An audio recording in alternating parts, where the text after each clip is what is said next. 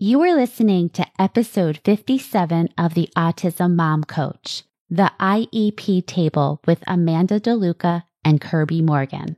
The IEP season is upon us, and for so many of us, this is not our favorite time of the year. That is why I invited Amanda DeLuca and Kirby Morgan onto this week's episode.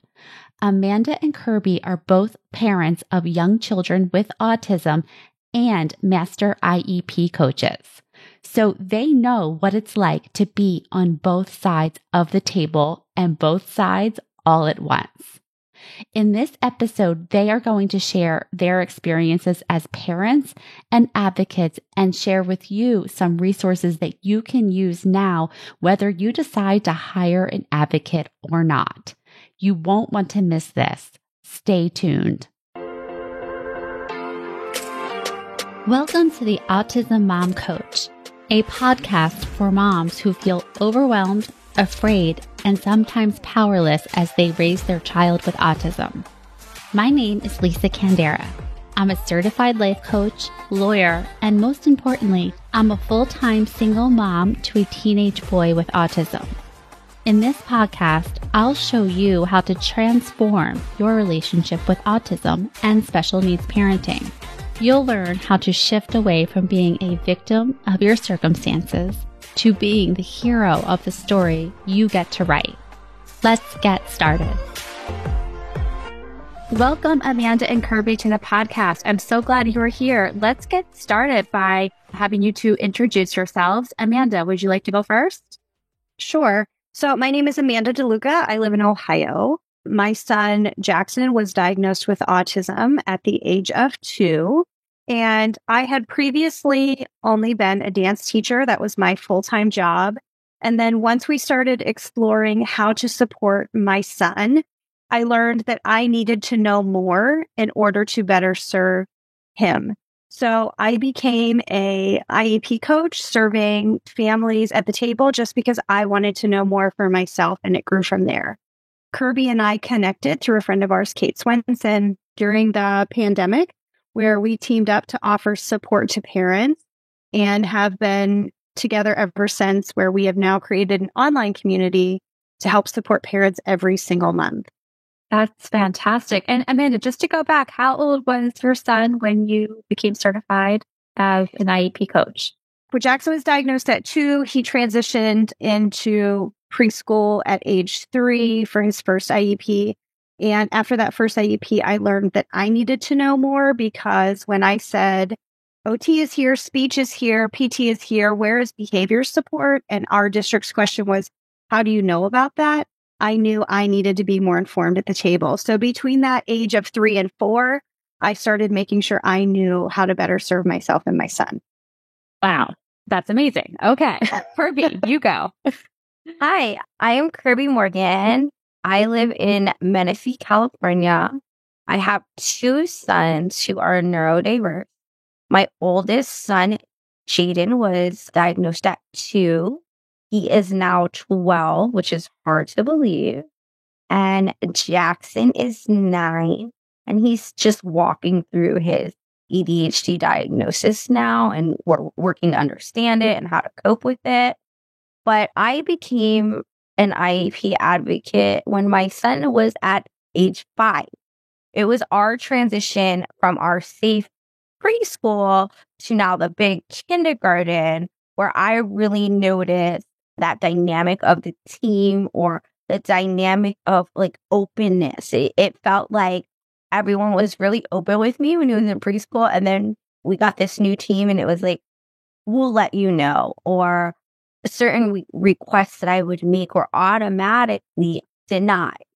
And anybody that knows me, I have a full plan. If my life were different, I'd be a corporate lawyer, probably an employment lawyer, if I had the choice, like in a different light. I was in law school planning to graduate and become a lawyer. However, I met my husband and my life just took a different turn. So when my son started going through things, I became that person. Like, this cannot be legal. Like, there has to be. Like, so I would stay up at night Googling the statutes from the California Board of Education, looking up. I mean, I knew IDEA, like I knew so many theses or so many case studies. Like I was going up into mock court. Like I knew IDEA. Like I was prepared for mock court. So that really is how my journey as an advocate started. When Kirby and I met, Kirby was the angry advocate and I was, but we can work together. And I'm like, you need to take this course. I promise you, you can work with the team and still get the same result. She's like, I don't believe you. So I'm going to take the course and then we'll come back and discuss. And she was like, and here we are. And when you say course, are you talking about the training? Yeah. So Kirby and I are both a part of the Master IEP Coach Network. And we both went through the Master IEP Coach Mentorship because I was rainbows and butterflies when we were helping parents. And Kirby was like, but the law says. We learned there was a middle ground and that we offset each other nicely. So we became collaborative. But yeah, listen, it's, I would say good cop, bad cop, but there is, certain roles to be played by all, right? Mm-hmm. So Kirby, when you're talking about like researching the statutes and things like that, I mean, that definitely resonates with me because, I too am an attorney. And one of my struggles as a parent is the disconnect between, the law might say that, but this is actually what happens in my district. And that frustration of that disconnect. Can you speak to that? Yes, because it's a huge pill to swallow because it's not the way the law reads. And I know you know this as an attorney, it's very interpretable. However, any interpretation of what this statute says is not what is happening in my kid's school. Mm-hmm. When I walk in, that's not what I see. But I had to really drum it down. Amanda helped me with this to see it as, is my son's needs being served? Is my son safe? Is my son getting the services he needs? Is this working? And it was really, really hard because I know I could be in due process 1,000 times a year, but where is that going to get me? That was the hard realization for me because it was either going to be a due process fight every time because the law was the law and technically they were breaking it and I could prove it. But how was that going to serve my son going forward? And that was the hardest part. And that was like the biggest, like, when she told me about the course, I was like, okay, I'll take it, but like, I'm not buying it. Well, I think I'm complete agreement with you. And I have this conversation with so many of my clients who come across an issue where it is clear that there is a discrepancy, but it's always like, is the juice worth the squeeze? Like, is the amount of energy, time, resources that you put into this, like what's the net result going to be? Is it worth it? Can we get it another way? And it becomes the difference between being right and like moving forward in a way that's sustainable. Well, and the pandemic has really shown us there are other ways to support our children that were not written out in IDEA law, that we've really had to sort of adapt and move forward because we were living in times that we had never seen before. We're living in, staffing shortages where we have to get really creative with how we're delivering services. The service is still being delivered. It just might not be by the book, old school. And Kirby and I say that a lot. Are you an old school advocate or are you a new school problem solver? We're problem solvers. That's our job. So when it comes to the IEP table, one of the struggles that I have is that I just want to be mom at the IEP table. And the fact is that we play so many other roles, advocate being one of them. But for the two of you, you are actually professionally advocates. So I'm just wondering how that plays out when you're sitting at the table with your team and your interactions. Like, do they know that you're an IEP advocate? Do they know that you know what you're talking about and that you can back it up? Like, tell us a little bit about how that goes for you. So my son's school knows what I do. I'm not secretive about it. I am not hiding it from anyone. And I have served other parents within my home district, not so much our private school, but with our home district.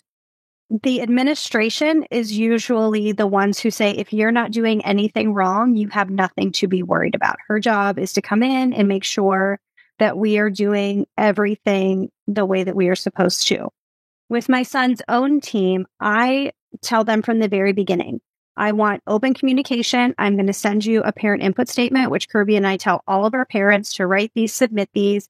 I am going to be very forthcoming with you. I do expect a copy of the draft before the meeting so that we can work through and iron out a lot of the questions and discrepancies so that our time at the table is short. I respect your time. I know you need to be in the classroom.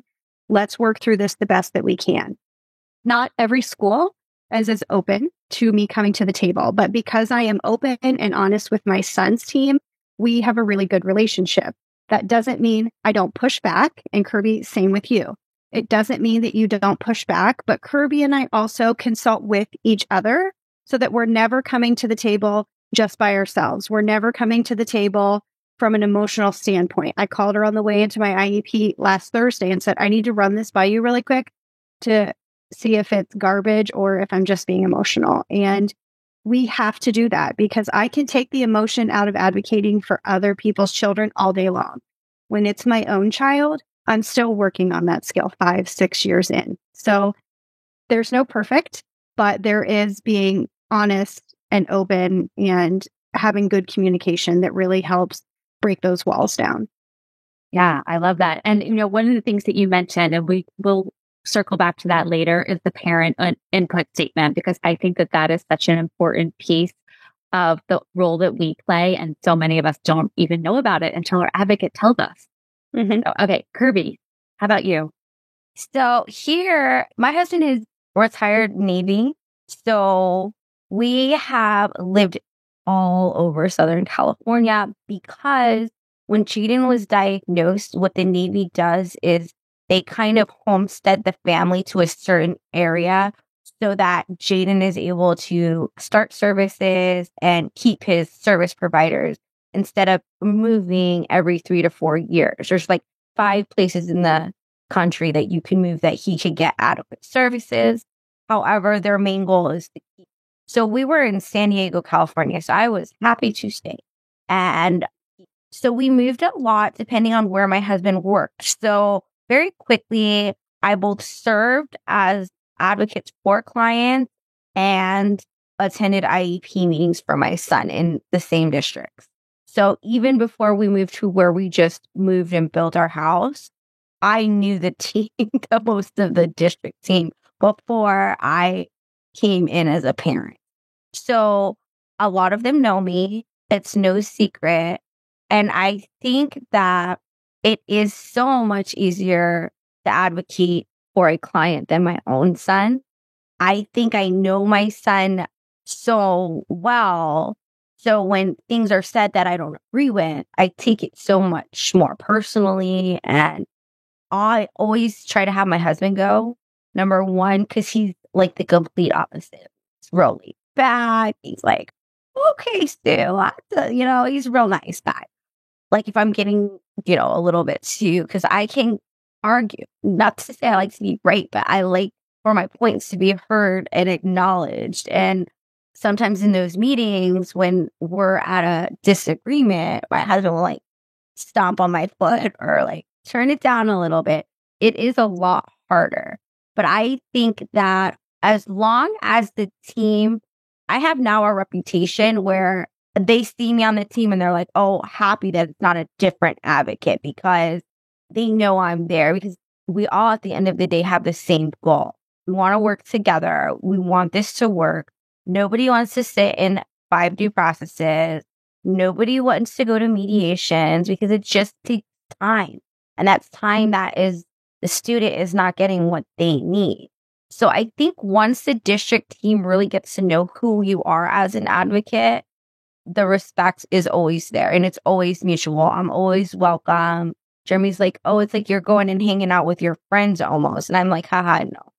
It's because it's serious because it's our son, but I do know them well. And I think that it took a good couple years to build the rapport that we do have. But I think it's different here in Southern California where I have that than when Amanda and I serve clients in other states like Montana. I think we've grown in our practices and in our skills because, in the beginning for me, my advocacy was quantity over quality. I wanted more minutes, more services, more. Now I can take a step back and look at what is attainable, what is truly beneficial, what is the appropriate amount of pull-out services, push-in services, small group. And that's just growing. And that's just the growth process and learning that and being able to work with the team by looking at the data, the time in the day, what the child truly needs. That helps us become more welcomed and more respected than, like I said about Kirby sometimes, a dog with a bone. So I want to shift a little bit from being an advocate to hiring an advocate, because one of the things I hear from folks about this decision is they're concerned that it will negatively impact their working relationship with the school, that they will be offended, that they're no longer going to be friendly, that they could take it out on them or their child. How do you respond to that? So to me, hiring an advocate is not the same as saying we are going to do process. Saying we are going to do process means I am not willing to work with you. I don't hear your point. I don't think you're doing your job appropriately. That to me does change the tone because your team no longer is communicating with you. You're now talking directly to admin. Bringing an advocate to the meeting as a secret changes the tone of the meeting. We like to let the team know we are coming. Put us on the invitation. Let them know we are coming as parent support because that is our job. It's to make sure the parent understands what is being discussed at the table, that they are comfortable with the decisions being made, and that they are ready to move on. To make sure that someone is taking appropriate notes so that if we come to a disagreement, that it is documented. That is how Kirby and I handle an IEP. There are old school angry advocates. You're doing this wrong. It can't be written that way. And there's a time and a place for that. But if you reach out to the team ahead of time, like we tell our parents and clients to do, to ask for the draft copy, to look for the parent input statement, we're trying to build a team that is all working together for the child instead of let's hold all of our secrets back. Let's drop these bombshells at the IEP table. Let's not let them know what we're asking for. That creates a divide in the table. Kirby, what do you think? I agree. I think that open line of communication when you hire an advocate is very important. Hiring an advocate is different than saying, hi, I hired an attorney, because there are attorneys that will go and sit at these IEP meetings. So I think that's a different tone, but I do think that the term advocate has gotten a little bit of a negative connotation because there are a lot of advocates that go in there and nitpick the document versus try to work with the team to create a working document that's going to serve the student. Yeah, so that makes sense. And so I think what I'm hearing, part of what your answer is like, know your advocate, right? And who you're hiring and what their reputation is for working with your school district. Right. And you can usually tell. I've been to many, many conferences, and I used to be a part of COPA, and you could tell when you talk to someone and the way that they present like a plan, like an action plan. Like Amanda and I like to have an action plan for our clients where we have like a consultation. This is our action plan. If that action plan is going in there with guns blazing, that's a red flag for me because that's going to get you nowhere fast because it didn't get me anywhere fast. Trust me, I tried it. It didn't get me anywhere and I had to learn a better way. And now that I practice differently, I see that you get so much more with just that little shift in willingness to collaborate. Instead of it being you versus them, making it us. It's all us. We are a team here.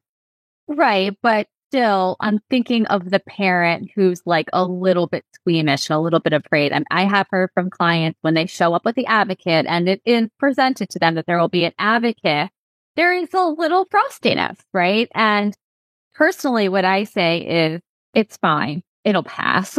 Like they can feel however they want about it, but your job is here as the CEO of team, your child, to advocate for them. So it's okay if other people don't love your decision, like they will get over it. But I just want to see if you guys have seen this in real life where the team is kind of like, oh, I thought we were working well together and now you've brought this person to the table. Oh, Amanda, Montana. Tell her Montana. Well, and it's not so much that, but it's parents usually call us when they've tried to handle it for too long and it's gone too far. It's not, we're heading into IEP season. We want to work with the team to get the best document that we can. It's, I don't think my child is getting services. I'm getting calls to come and get them from school. Their behavior in the classroom is preventing them from being in gen ed. Now they're pushed to, self-contained. They're not getting to be placed in the district I want them in. It's not, let's come in and make sure everyone's on the same page. It's no crisis. Hi, we're in crisis mode and we need to hire you and we need help. So and that is time we walk into that. That's where the frostiness comes in because everyone is already on guard. You said this, I'm hearing this, I think this, and we're trying to pull all the pieces of the puzzle together and figure out where we can find common ground, where we can bring everybody back together. And that's not making the school happy, and that's not making mom and dad happy. That's making sure that this document serves this child the best that they can, because sometimes that means everybody has to compromise to get it on paper because what I want may not be exactly what our child needs. And it's that quality of life over, your ego and your opinion is where we really have to hone it in on what does the data show? What does the school actually have for support? How can we make this the best environment possible? And if we can't, then that makes it even harder because we're saying, what are our other placement options? Which is where a team doesn't love to have those discussions. It's not me saying you as a teacher. It's not me saying you as a speech therapist. It's saying this child needs behavior support. This child has medical needs that are not being looked after. We need to look at where else can serve this child better so that you can continue to serve all the other kids in your classroom so that mom can feel better about sending her child to school. It's when we're called in crisis mode that we get that all hands are up and no one is happy. But that's why hiring an advocate from the very beginning helps you build those relationships, keep those relationships, keep the communication open. And then it makes Kirby and I's job so much easier because we're not just putting out fires. We are really building everything from the ground up. Yeah, I definitely had that experience of having an advocate who's followed me over some time and has seen transitions from school to school and has a working knowledge of the progress and the relationship. It does make things for sure easier. And I've also hired an advocate in crisis mode. And oh my gosh, such a lifesaver to have somebody else taking on that role as I was, dealing with all of the other stuff. So one of the questions I have for you guys, since you do sit on both sides of the table simultaneously, is what lens do you view the relationship with the school districts vis-a-vis the school districts and the parents? Are we all on the same team? Is it us versus them? Is it somewhere in between? So my experience is parents feel that it is us versus them because the communication lines typically are not completely open. Kirby and I, not being that child's parent coming to the table, can see how we build everyone together. That is our goal, always, to create a collaborative team environment, to make sure the parent is being heard, to make sure the team is being clear and transparent, and to really build that back and forth conversation. Our goal is to coach parents so that they don't need us forever. There are some parents who want us forever, and that is great. But I want you to feel empowered. I want you to feel like you are in control. I'm not sending every email on your behalf. Neither is Kirby. We are helping you build documents. We are helping you write letters. Those emails are coming from you. We will be there to help you, but this is still your child. You are the head of that team. You sit at the head of the table, and we want you to feel comfortable doing that because that's what we needed as parents. So those are the services that we are providing for families. Yeah, and I think our goal is for it to be a team. And I think a lot of the time when we walk in, it's very much us versus them. But I think the reality is it ends up somewhere in the middle. But the goal is always for the team to be completely collaborative because we do want that transparency and we want the parent to feel like they know what's happening. Most importantly, the number one thing I get called for, Lisa, is parents have no idea what is happening once they drop their kid off at school. They have no idea until they pick them up. And then months later, an incident will happen. And that's when they want to hire. And it's they just throw you in and it's you have to figure out. And there's just so much missing information. So I feel like parents kind of have to really start making sure there's communication, because without communication, there is a lack of knowledge of your kid's school day. Well, how does the parent make sure that there's communication, just assuming that the parent has asked the questions and maybe not received the feedback? So I have like a top 3 with clients, and one of my top 3 is communication. So you need to ask your team, what is their preferred method of communication? I prefer email because I don't want to answer my phone. But if I'm emailing a teacher who doesn't check her email, that's not good communication because I didn't ask her what her preferred method of communication is. With our older kiddos, Kirby's son is about to go through this transition phase again because he's older. I don't want a piece of paper coming back and forth because at Jaden's age, Jackson's going to hide that in his book bag because he knows how his day went. He's probably not going to want me to see it. Is it through an app? Is it through email? And Kirby and I use this example that I've used since day one. I don't need to know that he made a macaroni necklace. I don't need to know that he preferred blue Jell-O over orange Jell-O. I need to know, did he keep his hands and feet to himself? Did he stay on task? How many times did you have to redirect him? Did he complete his work independently? How modified was it? Those are the things I need to know. So I am very upfront with my team. Here's what we are targeting right now. I want it broken down into the block schedule of his day so that I know if we are seeing behaviors, during what time are they, during what subject, how do we work through it? And I also want to know what the consequences were, because I can tell you withholding recess is never okay with any of my clients. So if that's written on a paper, it's time for an emergency meeting. I'm very clear and write that into the IEP. I need daily communication from school, and you will get the same respect from me. If he didn't sleep last night, you're going to know about it. If we had a med change, you're going to know about it. I am going to be equally as transparent with you so that we can work together. So that if you're not getting that daily sheet, let's say it's been 1 day, things happen. 3 days, we need to call the team and say, we need to have a meeting because it's written in. I need to know what's going on. I'm not a big fan of secrets, so I just lay it out. Here's what I expect from you. Here's what I want written in. And if that can't be done, you need to tell me exactly why so we can figure out what the solution is. And honestly, Lisa, I wish I could say there was like this magical place you go and it tells you these things, but there's not. Because if there was, me and Amanda would have known because we were on Google, like figuring this stuff out for years because we wanted to best serve our child. Jaden is so different from Jackson. And like his needs were like so in your face, Lisa, that I was like flabbergasted at the school. Like, my husband, you have got to like chill. And I'm like, how are they blind? Are they like, I don't understand how they are not seeing this. He's climbing to the top of the cabinet. We went one day to go bring cupcakes for a birthday, and he was literally on top of a cabinet and they couldn't get him down. It's really hard because as a parent in the beginning of your journey, you know, you get your procedural safeguards. They are a very thick document.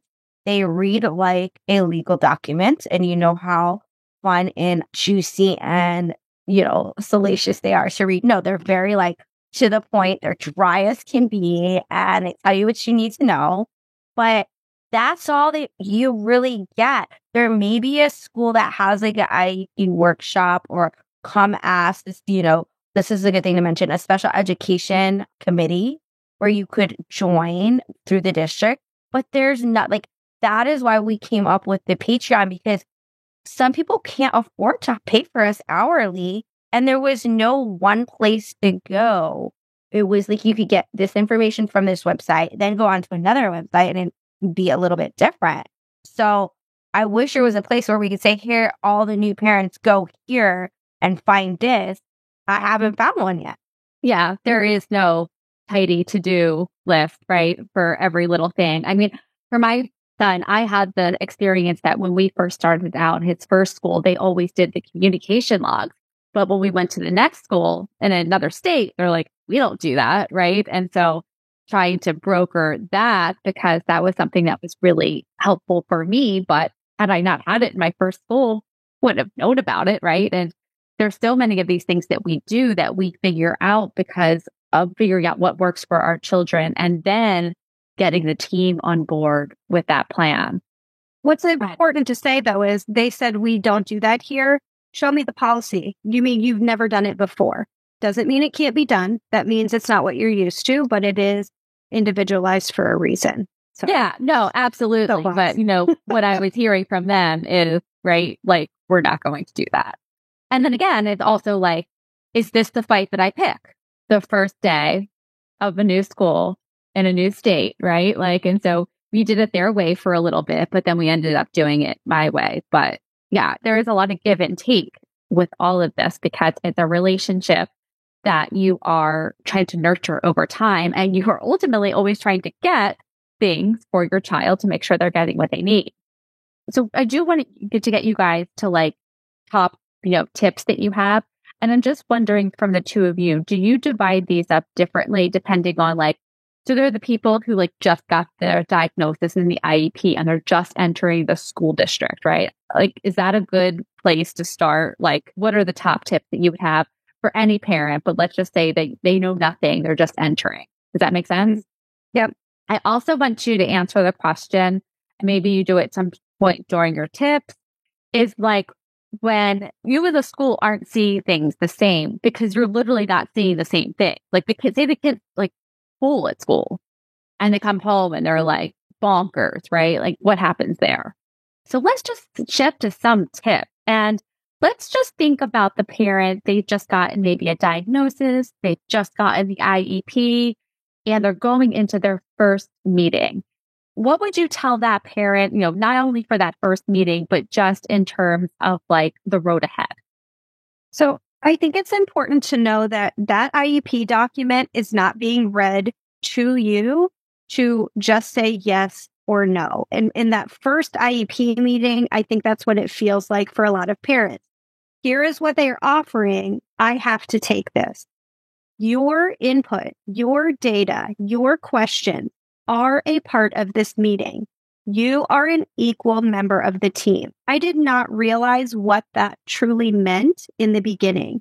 I felt like they were offering me the best that they had and I had to take it or leave it. And that is not the case. And no one is going to tell you that. That comes from learning, doing your research, hiring someone, joining our community and doing the trainings that you should be in the process of developing this document with your team. Your parent input statement, which is something else that if this is your first IEP meeting, you have not heard about. So Kirby, I'll let you talk about that. Should be submitted to the team ahead of the meeting to outline your expectations, your goals, and all of that. And also making sure the communication is outlined, making sure you know what are your top 3 priorities. What are you going to say, okay, I'll give on? What is not a negotiable? If you are worried about safety, that goes in the non-negotiable. If your child has medical needs, that goes in the non-negotiable. But there are some things that we might have to be like, yeah, let's try it your way for a little bit. Let's agree to meet in 3 months and look back over it. That document is working and moving and changing. It doesn't have to be signed and set for a year. You also don't have to sign it at that meeting. And I think that's another thing that people don't know going into their first one. So Kirby, do you want to talk about parent input, data collection, because that's another topic that we love, and not signing right from the get-go? Yes. I want to say first too, when I went into my first IEP meeting, I had no idea. My husband was like, do you want me to take off work? I'm like, no, my mom's going to watch Jaden. I got this. I was like, I kind of like almost felt like I was gay because I hadn't worked in a long time, put on my little blazer, my cute jeans, went in there, and I had no idea. They were so nice on the phone. They asked me a few questions about Jaden. I brought in a stack because, like I'm that type of mom. Here's all the information from all the therapies and all the places. And I was flabbergasted, first of all, how many people were at that table that I didn't know and that I didn't know were going to be there because it was his initial IEP and they didn't formally send me an invitation. I signed the invitation at that meeting. So one thing I always want to stress is that you should know who's going to be at these meetings. It shouldn't be a surprise when you get there and there's a whole table. Kirby, didn't know that. Kirby just was like, oh, there's 12 people here. So then I sit down and I didn't realize how completely formal it was going to be. Because when you're entering the district with a young child, it was seemed so friendly and, oh, we're going to work together. We're going to, read all his reports and he's going to get everything he needs here. And it was just very reassuring. So then I get there, they lay it all out and they tell you to sign. And I'm thinking, oh, these nice people, they're going to help my son. They have all these great plans. They have all this experience, all of these experts. They know so much. And you sign on the dotted line because you don't know better. However, what really happened was I attended a meeting for 3 hours and talked about all the things my son was struggling and all the assistance he needed and all the parts of the back of the charts that he was way off of. And it was very emotional and it was a lot. And a lot of things were added during that meeting and crossed out. That the computer was passed around to these 12 professionals and the document was changed. And at the end, I didn't have the mental capacity to sit there and read it all, but I signed it.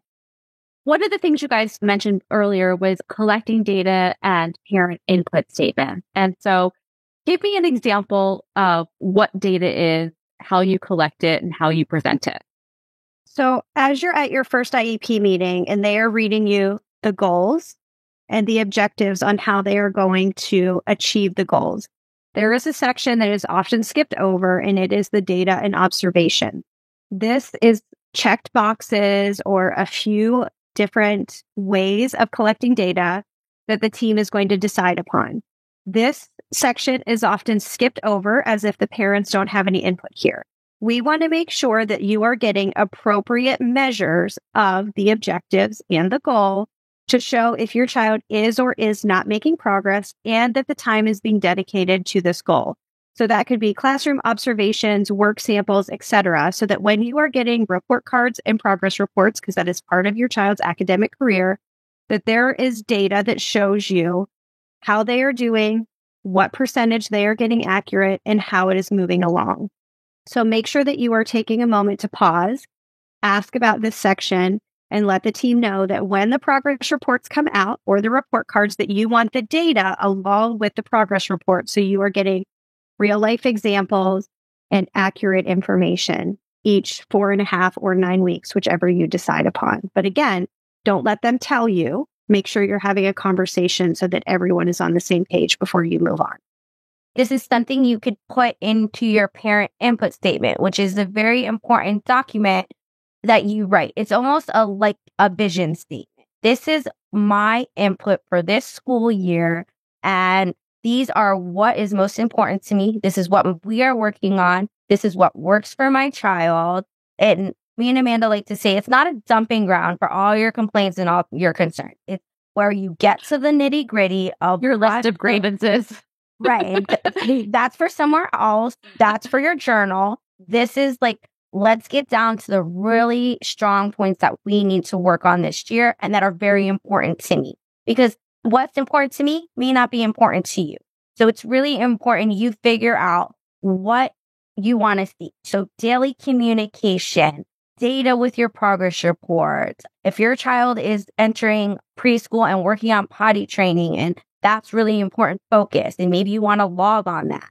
Or your child needs medication, that's non-negotiable that the nurse and you have communication, and those types of important things. And since each child's different, it's really important that as the parent, you take the time to nail out maybe 3 to 5 points to write in your input statement and present to the team. And I would say as soon as, like, if you're going into preschool or kindergarten, as soon as you know who your new team is, so that there are no surprises and you are, showing up with transparency, because that's what we expect from them. I send my parent input about a month ahead. I know that we're going to be meeting. I know they're going to start writing goals, and I want them to know what my priorities are, what has worked, what hasn't worked, so that as they craft the document, they already have my input. So there's no too soon, but if you wait until the day of the meeting or the day before, then it's not going to be reflected in the document. So just some timelines to keep in mind. Yeah, and I would add, as somebody who, has a longer history with this, my son's 15 years old, is that in those parent input statements, I will sometimes incorporate the communications we've already had, as I've documented to you in the emails over the last 3 months, right? Because I am emailing with that team every single day. Like, if you just add up all those emails, I've written a book, and I know all of you have too, right? But to have it in that meeting, because that really is the record. That's the official record. Our emails aren't so much the official record. So it's like however you can get your concerns into that document. It's really important. So Amanda and Kirby, you're talking about collecting data. And one of the things I'm curious about is when the data that they see at school conflicts with the data at home. So let's just say that your child is staying regulated in school and they are having what appears to be a great day, but then they get home and they're completely dysregulated. And you're having a lot of behaviors and issues at home. How do you address that? So we're actually living this right now. So my son's home team is at school today doing an observation. And of course, it's perfect at school. So what we're looking at is, what is their praise ratio? What is his block time schedule? How many choices are they giving? What rewards are they working for? What does the workload look like? Is your child melting down when they come home because after they've been at school and they're home, now they have to do homework? Then we need to look at reduced workload. We need to look at maybe work done to mastery instead of all this extra busy work. Are they taking sensory breaks? What do those look like? At what point are we getting too far tipped? So having that communication and the breakdown of their schedule really helps look at that. How are they ending their day? Are they ending their day dysregulated because they know they have to get on the bus to come home? Then maybe that's a trigger point we need to look at. But utilizing your home team with your school team helps them to see your child across all environments, which is where we're at right now. School is perfect. Home is chaos. He's kept so busy at school that he doesn't have time to go off track. Here, I am not a cruise ship director. You are home. You need to occupy yourself.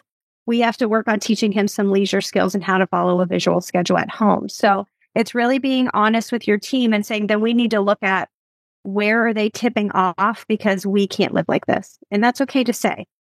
And sometimes the team may be utilizing some tools that really helps your child. And that's where communication is super important too. Say, hey, what are you doing to get through transitions that are a little bit difficult? What tools are you utilizing? Can you send home an extra visual like that? Because I would like to try it in the home front, because that should be going both ways. And it could maybe really help if something's working at school, because I'm of the mindset, try it. Let's try it. Like, if it's working there, let's try it out.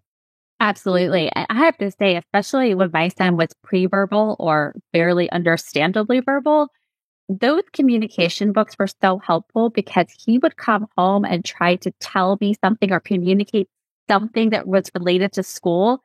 And when I could go into that book and kind of figure out sometimes, like, oh, they watched Up today at school, like that's why he keeps pointing at the balloon or whatever it was so helpful. It was like, just that piece of information just helped me extinguish like what could have been a massive meltdown. And so I always like to, when I get a win at home because of the communication that was provided, to like extra praise the school for it and tell them how helpful it was, to again encourage that, this is a two-way street and that I am very happy for what they do provide.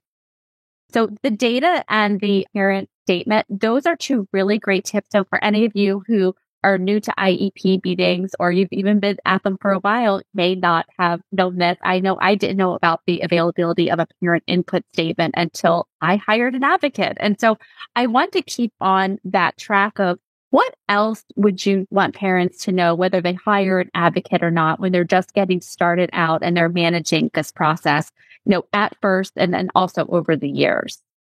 So the first question that we always ask a client or advise a parent is, reach out to your team and request the draft copy of the document. That way you can read over it. We can read over it with you. We can look at it and figure out what we want to change or adjust or ask questions about. Some states require a draft be sent. Most states send it as a courtesy. So it really doesn't matter if you live in a must or will. reach out and request it because it is common courtesy to have it sent to you. That is an email. That is not a talking to your teacher in the pickup line. Send an email. Let the team know that you are looking forward to your upcoming meeting so that you can come to the table as an equally informed member of the team. You are requesting a draft copy of the document so that you can review it ahead of your meeting. Awesome. Kirby, how about you? Well, here in California, we are one of the states that it is a must state. And I have to say, even as a must state, if you are not asking for it, you are not going to receive it. So I think just keeping the open lines of communication and making sure that in your IEP document, you really stress the importance of having your progress report include data. Because a lot of the time, you will get home a progress report and it will just say goals and objectives, nothing more. It will have the goal and say goals and objectives. You won't have a work sample. You won't have any sort of data that goes with it. So as a new parent, I wish I knew to ask for that so that I knew that the progress that they're saying, oh, he's 60% towards this goal. Well, how do they know that? How are they figuring that out? I never knew that I could ask for his actual work samples and to show me how they're calculating that data percentage. And now knowing it, it's really important because it helps me see that he's really doing that or not so much. And we may need to switch up this goal or modify it. What about the child who has had an IEP for a couple of years? They have their goals, they have their objectives, and they appear to be doing well. So you get to the IEP meeting and they say, oh my God, he's doing so well. And that feels so great to you as a parent. You're like, you want your child to be doing well. You know what? We don't think he needs these services anymore. How do you respond? Number one, I don't think, I know based on data. So if they're saying we feel, we think, red flag, meeting's over, thank you, goodbye. Number one. Just have a great life. No. Sorry, dog with the bone or with that Kirby? Right. Well, if your team is thinking of discontinuing services, as Lisa is talking about, this should read in that draft document that the team, on the very last page where it says, right now on my sentence, the team thinks it would be detrimental to Jackson's academic growth to discontinue IEP services. A lot of times parents will see this for like physical therapy and they'll say they don't need therapy anymore, but we're going to move to consult. You have to consent to that change. So again, this circles back to Kirby. What does the data show? What are you proposing as a change? When are we going to meet again to discuss this? Can we taper this off in 6 weeks, meet and see what the data shows? And a lot of times it's maybe moving from an IEP to a 504, which is a whole nother conversation, but again, a plan to support your child. We need to look at what data did the team use to make this decision? Because if they think or they feel, we don't have that conversation. Data drives all decisions. But even if there is some data to say the child is meeting these expectations, they are doing well, does that mean bye-bye IEP? Because in my experience, I have seen my son do well, supports being pulled, and then he's not doing well anymore. And so it's difficult with parents because, on one hand, we want to hear great things about our kid. We want to believe that all of the work we are doing is leading towards the result of maybe them needing less support. But at the same time, I always fear that pulling that support too early could have more detrimental impacts. And so I'm just curious, from your experience with clients in the various states that you worked with, do you see this? How do you respond? I think that it's never a great plan to just cease services. And I think that if the data is supporting the child is moving towards more independence, with a conversation of tapering, and let's say this is a one-on-one aid and the child's not needing that support anymore. Let's have the aid across the room. Let's change the distance. Let's change the way that the support is being provided to the student before we just remove it. And I feel like Amanda will agree with this statement. This is a little bit of our outside of the box thinking when it comes to IEP. Because in old school IEPs, it was like, they get the support or not. Where here we're like trying to change that narrative to let's see with a little less support how they do before we just yank all support. Because again, we want the kids to see. And every parent school is for independence. That is why we do all the things we do.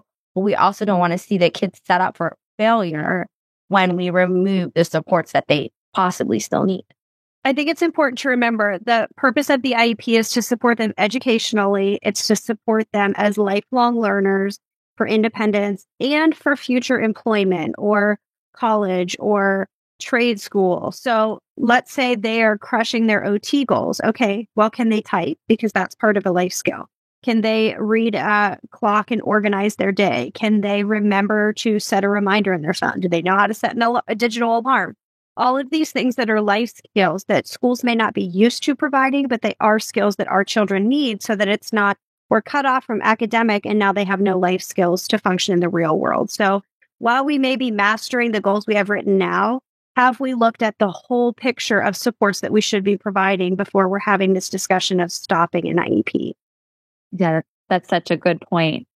So, Amanda and Kirby, all of the information that you've provided is so valuable, and I know that you've all worked really hard to accumulate it. But for the parent who's just coming to this can feel a little bit overwhelming. I know that you have done something in that regard to help other parents with this process. So please tell us about that, because I believe that this will be such a great resource to this community. So as you said, sometimes every parent, it's not that they want an advocate to go to the meetings with them. They don't want the team to see that coming in. We can support behind the scenes. And Kirby and I want to serve as many people as we can, not just those who need our full support. So we teamed up in March of 2021, it's been 2 years ago, and established an online community that you can join for just a few dollars a month. It gives you access to a full library of information, training videos, downloads, worksheets that you can access as you need it. And it's patreon.com/mastering-your-IEP. And I'll send that to you, Lisa, if you want to put it in show notes. Absolutely. But we have from an IEP 101 video that walks you through your document from cover to signature. And it goes through accommodations, modifications, how to write SMART goals, what related services should look like. We've talked about parent input statements. We give our personal examples in there, worksheets on how to craft your own, what to add into yours. There's a monthly Q&A, extended school year, IEP red flags, how to work past a no, transition, behavior support in the school, real world IEPs where we show you our kids' IEPs and go through what we wish we would have done better, how we got there, what we took out. You know, what does IDEA stand for? What are your rights as a parent? Least restrictive environment.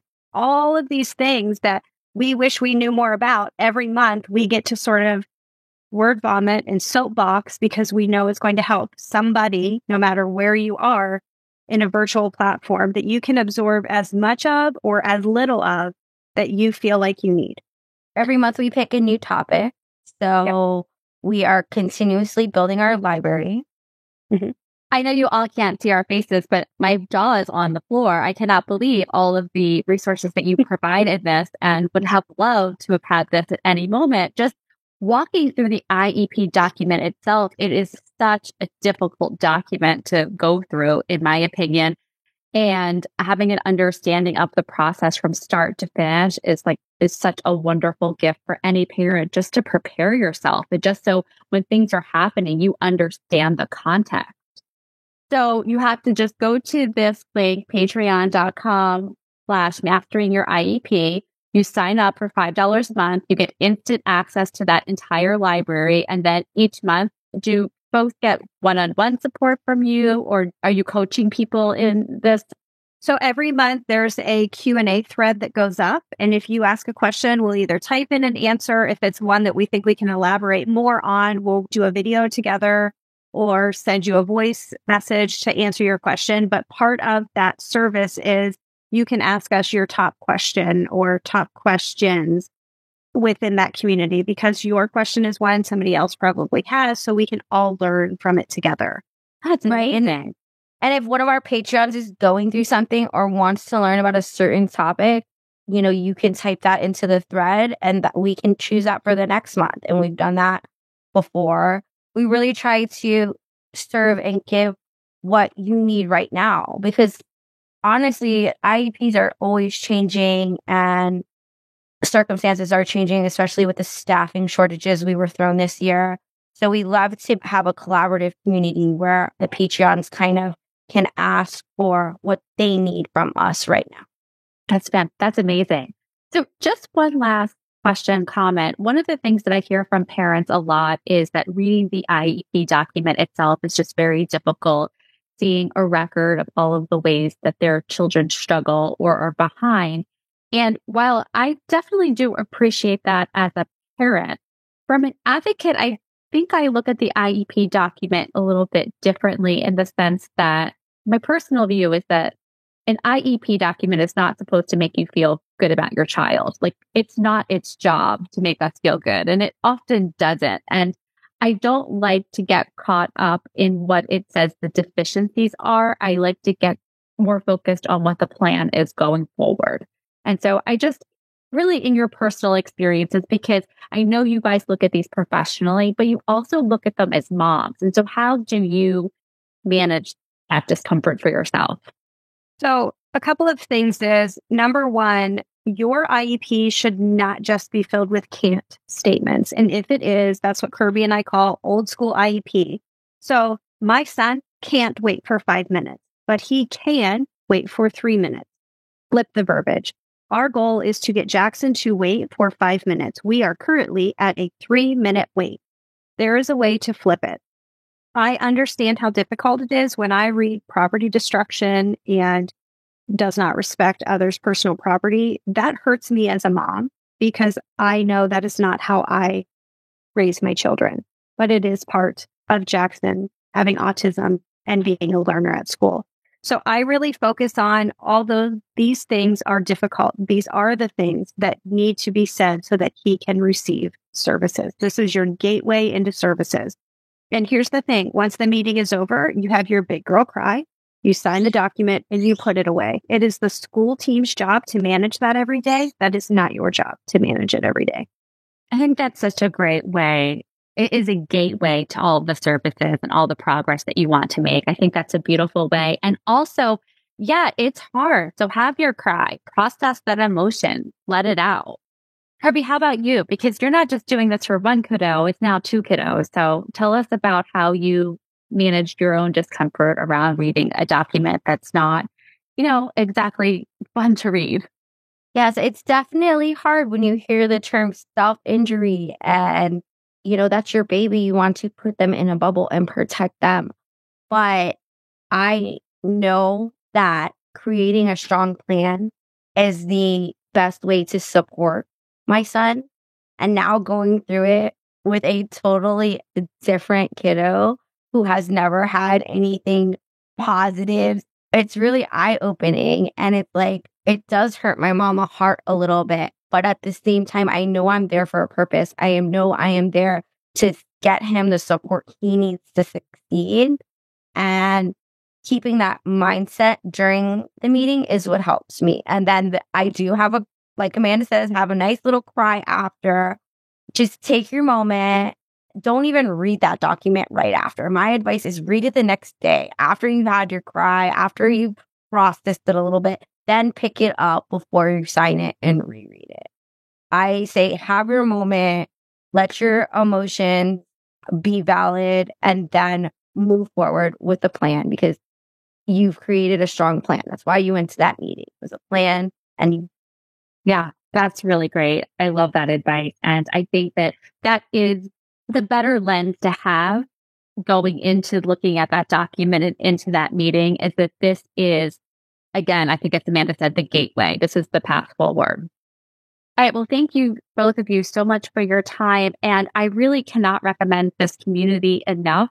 to the folks listening, I am actually going to be looking at it after this. I haven't looked at it before, but I am really curious to take a look at it and also to recommend it to the various support groups that I support in our state of Connecticut. I run a couple of parent support groups and I get questions about IEPs and advocates all of the time. So I think that this is a tremendous resource. I love the idea that a parent can arm themselves with all this information and have the two of you in their back pocket and they don't even know that they've walked in with the two of you. I think that's awesome too. So thank you so much for creating that community and thank you so much for your time here.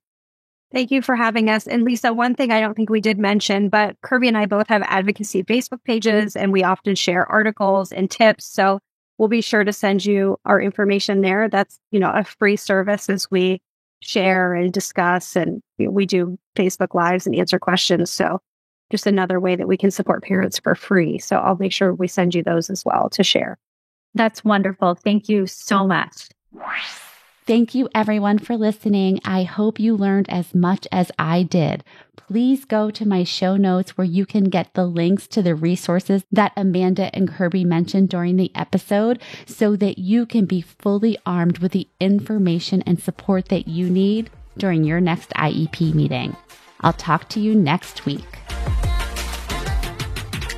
Thanks for listening to the Autism Mom Coach. If you want more information or the show notes and resources from the podcast, visit theautismmomcoach.com. See you next week.